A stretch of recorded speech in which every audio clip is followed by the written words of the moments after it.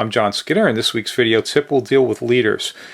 You know, up here in the Northeast, the water is not all that clear. I don't use fluorocarbon except when I'm in a situation where I want the extra abrasion resistance, such as fishing on jetties, or when fishing for false albacore.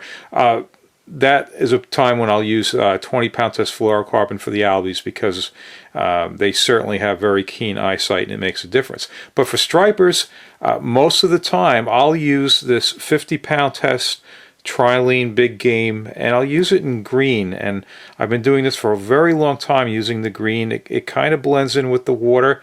It's almost become a superstition with me to use the green. I'm not saying it's any better than pink or clear. It's just what I use.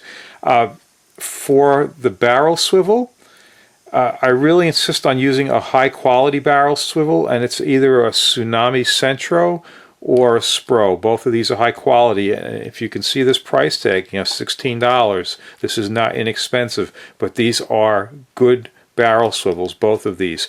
If you've ever lost a big fish to a broken barrel swivel, as I have, you know, you'll learn that lesson and just use the good stuff.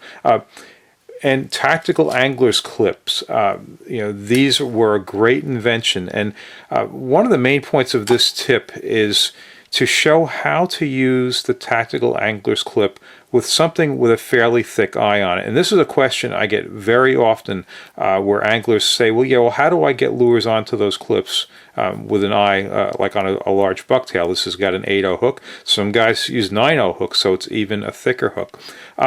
You know, the natural thing to do is to use it as designed and try to, you know, get it in here. And it's really not very easy to do to get it on, especially if the eye is thicker. A trick I learned, and you know, I didn't invent this.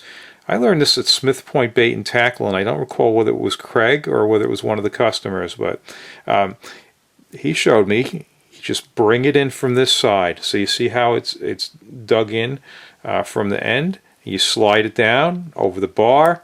That's it, and it goes on. Piece of cake. And you know, that's actually very easy to do in the dark. You can just, you know, feel your way in there and on it goes. So that's this week's video tip.